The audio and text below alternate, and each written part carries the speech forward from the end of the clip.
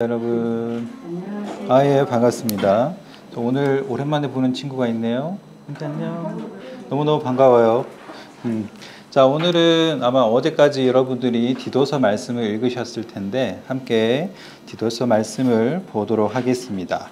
제목은요, 선한 일을 열심히 하는 자기 백성이에요. 우리 구절이 디도서 2장 14절인데요. 우리 함께 읽어보겠습니다. 자, 함께 읽겠습니다. 시작. 그가 우리를 대신하여 자신을 주심은 모든 불법에서 우리를 속량하시고 선한 일을 열심히 하는 자기 백성이 되게 하려 하심이라. 자, 이 디도서는요, 바울이 디도에게 보낸 편지입니다. 디도는 어디 있었냐? 그레데라는 곳이 있었는데, 혹시 그레데가 어디인지 혹시 아시는 분 있으세요? 그레데가 어딜까?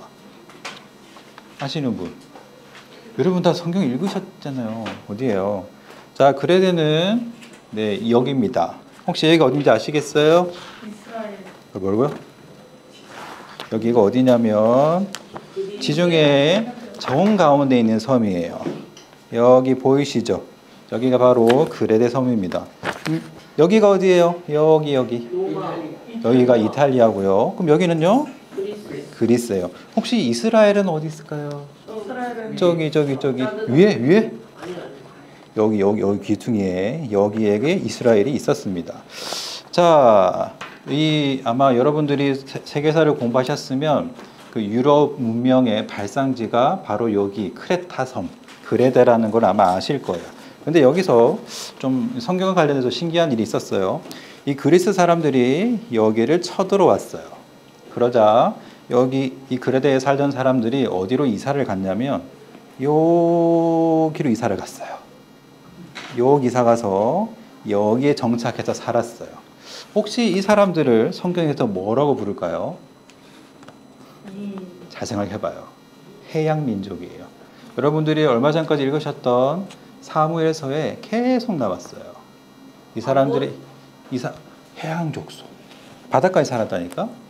이 사람들이 바로 블레셋입니다. 여러분 아시는 분들 있죠? 그분들이 이 섬에서 도망 나와서 이렇게 이사를 해서 여기에 살았던 사람들입니다. 자, 그러면 오늘 한 말씀을 살펴볼게요. 이 바울이 이 그레데에 디도라는 자기 제자를 남겨놓고 그리고 부탁한 게 있습니다. 대체 왜 그레데에 남겨놨는지 우리 말씀을 한번 읽어보겠습니다. 시작. 내가 너를 그레데에 남겨둔 이유는 남은 일을 정리하고 명한 대로 각 성에 장로들을 세우게 하려 함이니.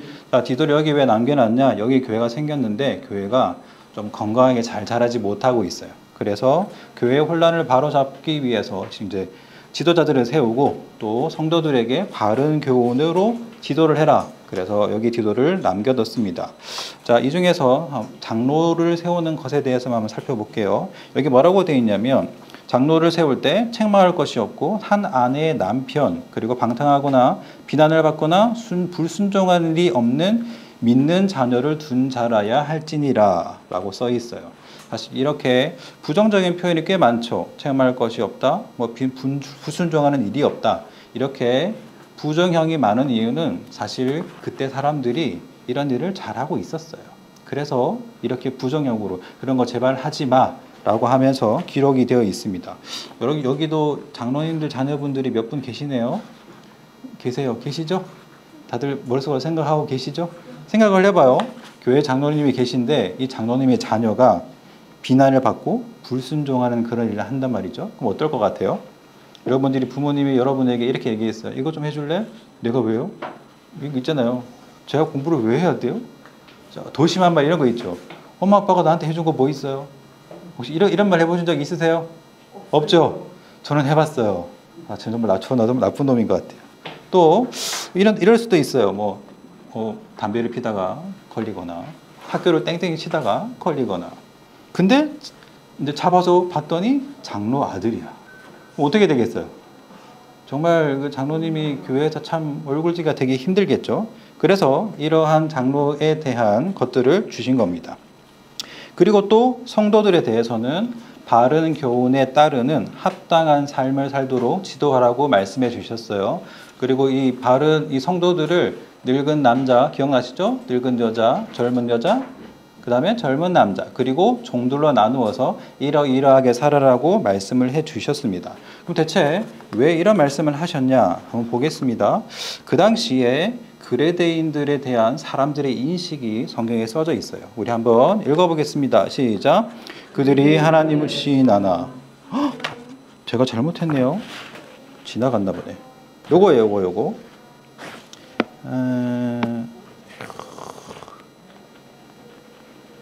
12절. 보이시죠? 그레데인 중에 함께 읽겠습니다. 시작. 그레데인 중에 어떤 선지자가 말하되 그레데인들은 항상 거짓말쟁이며 악한 짐승이며 배만을 위한 게으른 백이나 하니. 여기에도 세세하게 해석은 하지 않을게요. 이게 당시 그레데인 사람들의 인식이었습니다. 그 당시 이런 말이 있었어요. 크레티제인이라는 말이 있었어요. 이게 말 뜻은 그대로 그레대화 된다는 뜻이에요. 혹시 이런 말 들어봤죠? 한국화 된다? 이런 말 무슨 말인지 알겠죠? 근데 이 그레대화 된다는 말이 그 당시에 무슨 말로 쓰였냐? 거짓말한다로 쓰였어요. 그러니까 쉽게 말해서 한국인 생각하면 어떤 단어가 가장 먼저 생각나요? 한국을 생각하면 가장 생각나는 게 빨리빨리? 뭐 예를 들어서. 근데 그레데인을 생각하면 뭐가 생각난다고요? 거짓말쟁이가 생각난다는 거예요. 그만큼 이 그레데인에 대한 인식은 굉장히 안 좋았습니다. 문제는 뭐냐면 그레데 사람들이 예수를 믿었어요. 그리고 교회를 갔는데 그럼에도 불구하고 이 사람들이 그 당시 그레데인 사람들과 다를 바 없는 똑같은 삶을 살고 있었다는 거예요. 삶도 온행도 변하지 않는, 그래서 믿는 자들과 다를 바 없는 삶을 살고 있었습니다. 그뿐만이 아니에요. 그뿐만이 아니고 이 1장 16절 함께 한번 읽어보겠습니다. 시작. 그들이 하나님을 시인하나 행위로는 부인하니 가증한 자여 복종하지 아니하는 자여 모든 선한 일을 버리는 자니라. 이 사람은 누구냐면 거짓 교사들이었어요. 이 교회에 거짓 교사들이 들어왔는데 이 사람들이 그레데인의 옛날 행실을 그대로 따르면서 또한 이 거짓 교사들을 따라 그렇게 살았습니다. 이 사람들에 대해서는 입으로는 나 하나님 믿는다 신앙 고백을 하지만 그 신앙 고백이 행위로는 나타나지 않는 그런 사람들이었어요. 그러니까 가증한 사람들, 실제로는 복종하지 않는 사람들, 모든 선한 일을 버리는 자가 바로 거짓 교사였습니다. 그래도 성도들이 이런 바른 교훈을 따르지 않으면서 이 거짓 교사들을 따르는 게 이 당시의 모습이었어요.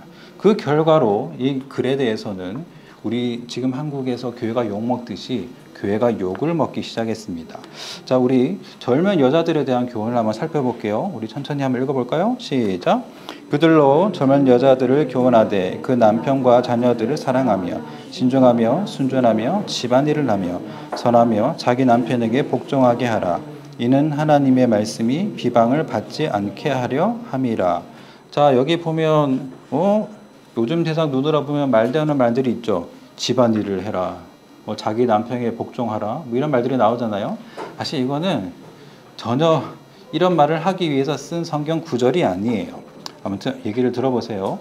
자, 여자들이 보통 예수를 믿는 게 남자보다는 여자들이 예수를 먼저 믿어요.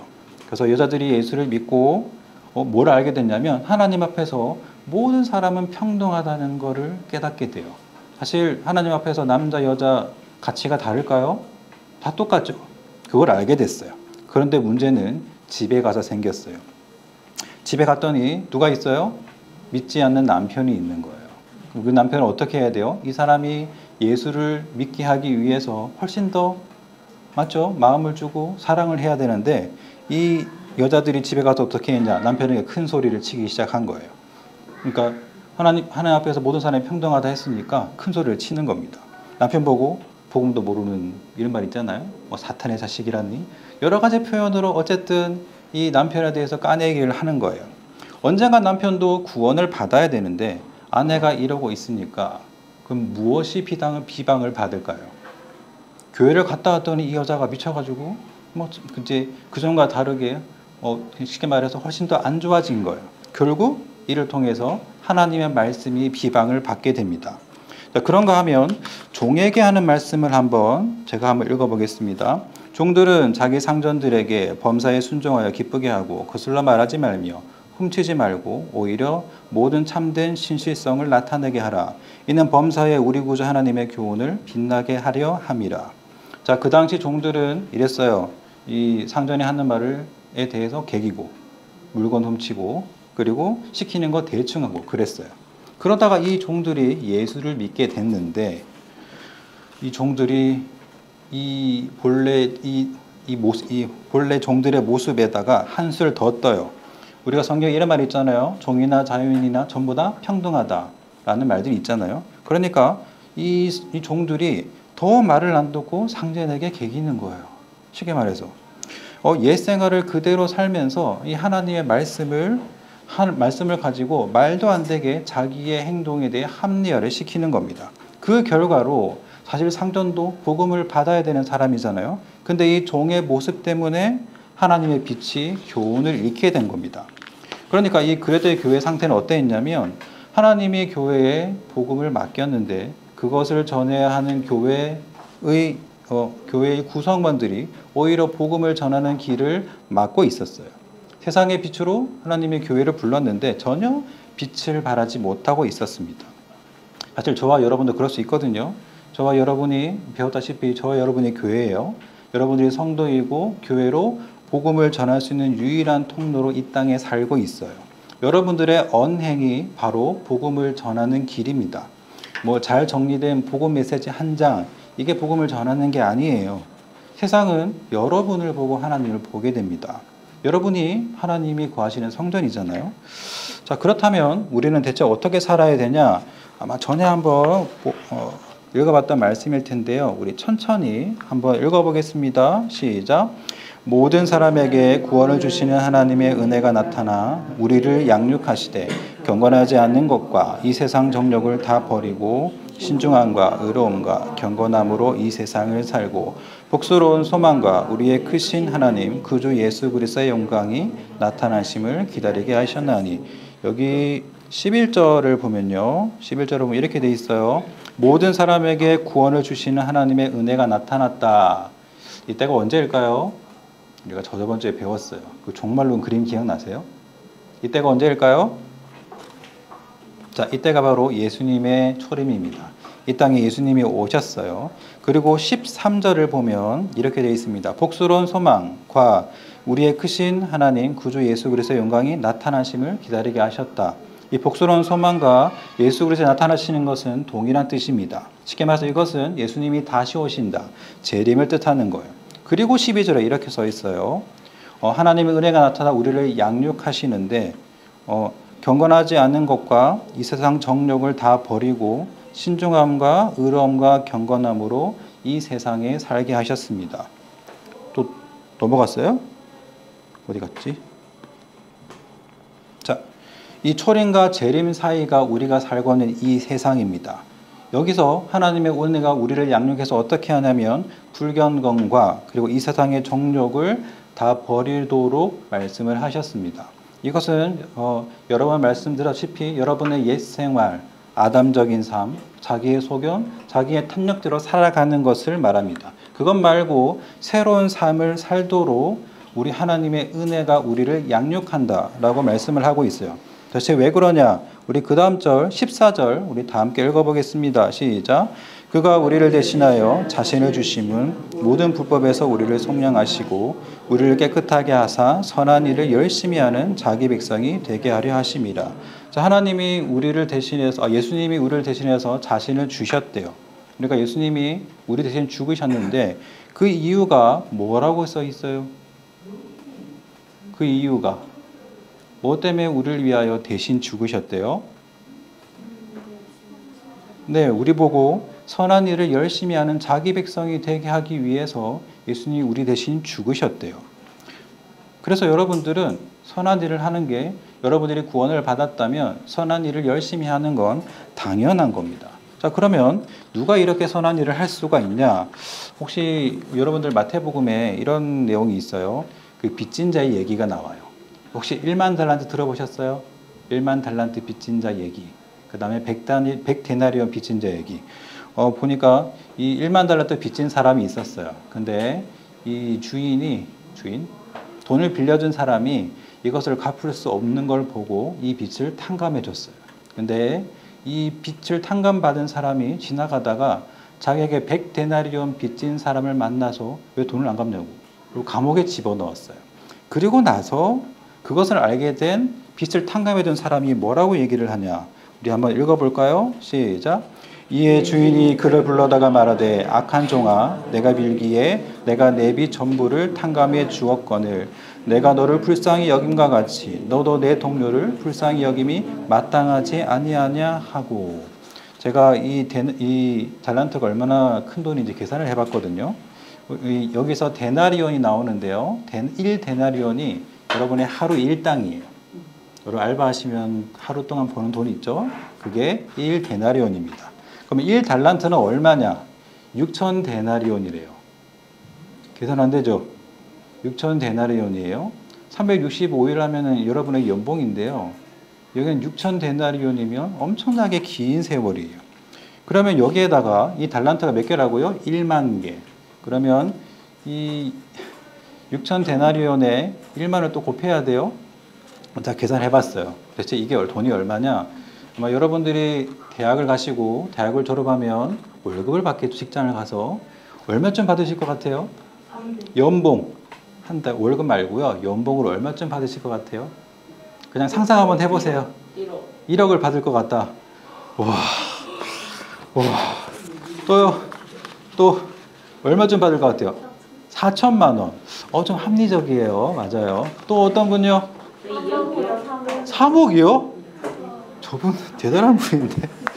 보통 기업에 가면요, 좀 대기업을 가면 한 4천에 500, 5천 좀 받고요. 일반 적정한 이제 회사를 가면 3,500만 원 정도예요. 그러면 한 달 계산하면 한 달에 한 300만 원 정도 아마 여러분들이 받게 될 월급이 그 정도가 될 거예요. 자, 방금 말했죠. 연봉이 3,500만 원이다. 근데 이 돈이 얼마나 크냐? 1만 달란트가 여러분들이 16년 말고요. 16만 년 일해야 되는 돈이 1만 달란트예요. 돈이 어마어마하죠. 제가 또 계산기를 두드려 봤거든요. 이 돈이 얼마나 크냐? 5,700조예요. 진짜 크죠. 제가 그래서 그 세계 최고의 부자들을 제가 검색을 좀 해봤거든요. 세계 최고 부자 누구게요? 제프 베조스. 석유재벌. 2등. 석유재벌. 석유재벌 아니에요. 일론 머스크? 걔가 1등 하다가 3등 하다가 막 그러더라고. 현재 1등은 머스크가 맞아요. 이 사람 돈이 얼마냐? 253조래요. 몰라요. 하여튼 엄청나게 큰 돈이에요. 또 있어요.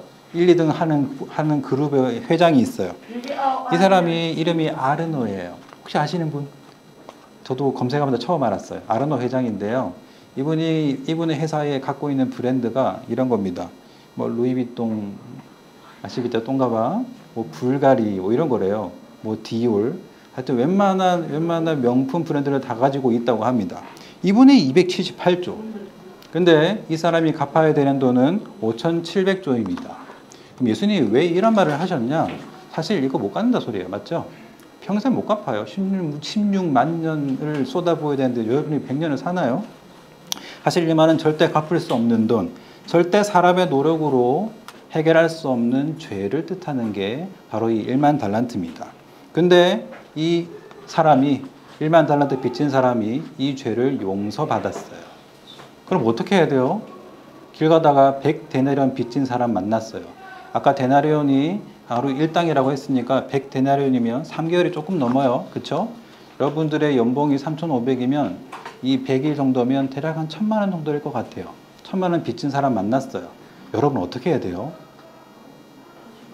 진짜 나도 이렇게 이 빚을 탕감받았으니까 너 갚지 마라고 해야 되겠죠. 맞죠?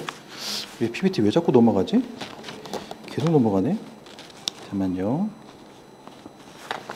그래야 되는데 아까 봤지만 이 사람은 그렇게 하지 않았어요. 이 사람이 뭐가 없냐? 진짜 은혜를 알아야 되는데 은혜를 모르는 사람이에요. 똑같아요. 여러분들이 갚을 수 없는 이 죄를 용서받았다는 걸 안다면 다른 사람을 사랑하고 다른 사람의 실수와 잘못을 용서해 줄 수 있는 사람이 돼야 되는 거예요. 자, 그러면 한번 생각해 봅시다. 그러면 우리는 대체 어떤 선한 일을 해야 되냐? 제가 이번 주 이 본문을 읽으면서 고민이 됐어요. 대체 우리는 무슨 선한 일을 해야 될까? 여러분 선한 일 하면 어떤 생각 가장 먼저 드세요? 내가 선한 일을 해야 돼. 한다면 어떤 게 가장 먼저 생각이 드세요? 난 당장 먼저 드는 게 있잖아요. 뭐 NGO에 뭐 이렇게 해가지고 뭐 어려운 나라 사람들 돕는 거 이 생각이 가장 먼저 들더라고요. 근데 생각해 보니까 그렇지가 않아요. 이 선한 일이라는 건 결국 하나님을 사랑하는 것이고 이웃을 사랑하는 거예요. 여러분에게 이웃이 먼 나라에만 있나요? 그렇지 않아요. 가장 가까운 이웃이 누구예요? 북한. 아, 너는 집에 있잖아. 엄마, 아빠, 누나, 동생 등등등 아주 가까운 곳에 여러분들의 이웃이 있어요. 자, 여러분 그 이웃에게 선한 일을 하시기를 바래요. 가장 먼저 해야 될 건 여러분들의 말을 바꾸는 겁니다. 여러분 중에도 혹시 이런 사람이 있을 수 누구 쳐다보세요? 왜 쳐다보셨어요? 이런 사람이 있을 수 있어요. 뇌를 거치지 않고 말을 내뱉는 사람 있죠? 말을 거르지 않고. 사실 이게 죄를 짓는 거예요. 맞아요, 안 맞아요? 선한 일에 반대되는 악한 일을 하는 거예요. 복음의 통로를 가로막고 있는 일일 수도 있습니다. 여러분들은 아마 저도 그러겠지만 아마 가까울수록 고맙다 또는 감사합니다, 죄송합니다 이런 말하기 굉장히 어렵거든요. 근데 여러분들 그런 말들을 입에 내뱉으세요. 그리고 여러분들의 부모님과 또 여러분의 선생님들의 헌신을 당연하다고 생각하시면 안 돼요. 늘 언제나 감사합니다 말로 표현하시기를 바래요. 그리고 여러분들의 행동을 바꾸셔야 돼요. 여러분은 집에서 방 청소 자기가 하시는 분? 왜 이렇게 많지? 너무 잘하고 계시네요. 너무너무 잘하고 있어요.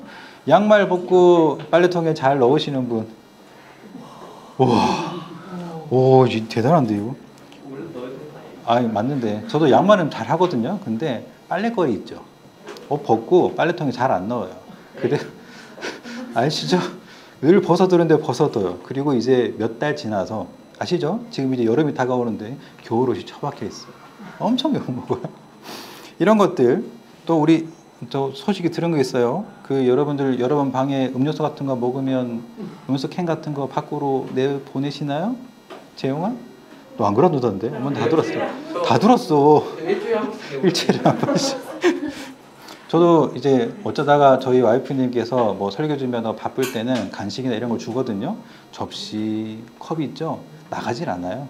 컵이 없어가지고 찾아보면 제 방에 다 있어요. 이런 거 다 사실 선한 일 하셔야 돼요. 아시겠죠? 또 여러분들 교회에서 당연한 건데요. 인사 잘하세요. 아시겠죠? 저 보세요. 안녕하세요. 이렇게 하지 마시고 큰 소리로 아시겠죠? 그렇게 하면 여러분들 진짜 떡이 나와요. 여러분들이 교회의 어른들이 여러분들에게 엽떡을 사줄 수도 있어요. 진짜 인사만 잘해도 됩니다. 그 다음에 또 세상에서는 또 기본이에요. 약속 잘 지키세요. 아시겠죠?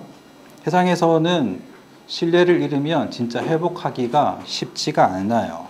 이런 것으로 책 잡히고 비방을 들으시면 안 됩니다. 예수 믿는 사람 정말 다 괜찮구나. 이러한 인식이 생겨야 돼요. 저희 와이프 회사에 몇 년 전에 신입 사원이 들어왔어요. 근데 이름이 모세예요. 그러면 뭐 하는 사람일까요? 어떤 사람일까요? 교회를 다니는 사람이겠죠. 알고 봤더니 이제 부모님이 또 선교사님이시래요. 근데 키가 저만하고 잘생기지도 않았대요. 근데 이분이 어떠냐? 늘 만나는 사람마다 큰 소리로 안녕하세요 인사를 했어요. 이 회사가 300명 정도 있는데 이 300명 중에 이 사람을 모르는 사람이 아무도 없어요. 신입사원인데 싹싹하고 솔선수범하고 이런 사람이었거든요.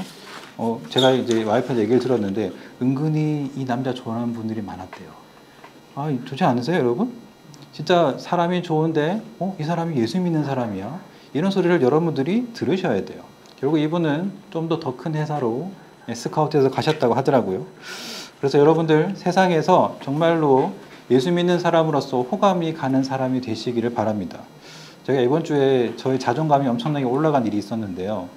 제가 유민이를 신방을 갔는데 유민이가 저보고 뭐랬냐면 주목님은 호감형이래요. 호감형. 제가 그래서 진짜? 나한테? 정말? 근데 이유가 좀 찝찝해요. 네가 뭐랬냐면 호군해서 그렇대요. 돼지라발인가? 그냥 웃으러 간 말이고요. 자, 우리 그 다음 절을 볼게요. 이게 왜 중요하냐? 우리 한번 함께 읽어보겠습니다. 시작. 내가 보는 것은 사람과 같지 아니하니 사람은 외모를 보거니와 나 여호와는 중심을 보느니라 하시니라. 우리가 포인트를 어디 두냐면 뒤에다 둬요. 여호와는 중심을 보신다. 맞죠? 여기에 포인트를 둬요. 그치, 하나님은 내 중심을 보시지. 하나님은 내 깊은 것까지도 다 보시지. 근데 포인트를 조금만 앞으로 옮기면 이렇게 돼요. 사람은 외모를 봅니다. 여러분들 사람이에요? 하나님이에요? 사람이 세상 사람들은 사람이에요? 하나님이에요? 사람이 사람이에요. 사람들은 다 외모를 봅니다. 자, 이 설교자 자리에 저 말고 진짜 차은우가 왔다고 생각해 보세요. 그분이 예수를 믿고 은혜를 받아서 전도사가 돼서 왔다고 생각을 해봐요. 그러면 안 나오던 친구들 다 나오지 않을까요? 그렇죠? 그분 보러 올 거예요. 절대 이 시간에 고개를 쳐박지 않을 거예요. 맞죠? 꼿꼿하게 아마 이 자리를 쳐다보고 있을 거예요. 사람은 너 너무 좋아한다. 너무 좋아하는 거 아니야? 사람은 진짜 우리 유나 별명이 있어요. 아세요? 맑은 눈의 광인이라고. 눈 그냥 떠봐요. 눈 진짜 커요. 사람은 결국 외모를 보게 돼 있습니다. 당연한 거예요. 그래서 여러분들은 이 하나님의 은혜에 길들여진 말씀에 길들여져서 열매 맺는 신앙인이 되셔야 돼요. 그렇게 해서 여러분들은 이 세상에서 주님을 드러내는 사람이 되셔야 됩니다. 진짜 하나님이 여러분을 보고 하나님 정말 좋은 분이구나 이러한 인식이 있어야 돼요. 그리고 언젠가 여러분의 주변 사람이 구원의 소망을 물을 때 나 어떻게 하나님을 알 수가 있어? 라고 물을 때 그 소망을 물을 수 있는 사람이 돼야 돼요. 제 예수 믿는데 쟤한테는 묻고 싶은 마음이 없어. 그러면 여러분을 통해서는 복음이 전달되지가 않아요. 그래서 제가 이렇게 사실 가볍게 얘기를 했지만 이 선한 일을 한다는 게 어떨 때는 목숨을 거는 일이 될 수도 있고요. 어떨 때는 여러분들의 직장을 잃을 수 있는 일이 되기도 합니다. 여러분들 공부하면 몇 년 공부해요? 초등학교 1학년부터 고등학교 20년. 때까지? 그쵸. 4년. 대충 12년 하면은 고등학교 졸업하죠. 그게 끝이 아니에요. 여러분들 대학교 다니고 대학원도 가면 18년, 19년 공부를 해서 직장을 가져요. 근데 그것이 여러분이 선한 일을 하다가 보면 그 직장을 잃어버리기도 해요. 영원히 그 일을 하지 못하는 일이 생기기도 합니다. 그럼에도 우리가 선한 일을 할 수가 있는 건 우리를 위해서 죽으신 예수님 때문이에요. 그 주님이 이 땅에 다시 오신다는 소망 때문에 우리가 선한 일을 할 수가 있는 겁니다. 그래서 이 은혜를 깊이 받아서 이 폭박한 세상에서 하나님의 사랑을 보여주는 저와 여러분 되시기를 바라겠습니다. 자, 우리 함께 찬양할까요? 계세요? 예수의 길 우리 함께 찬양을 하겠습니다. 주님을 본받아 하나님의 영광을 드러내는 삶을 사시기를 바라겠습니다.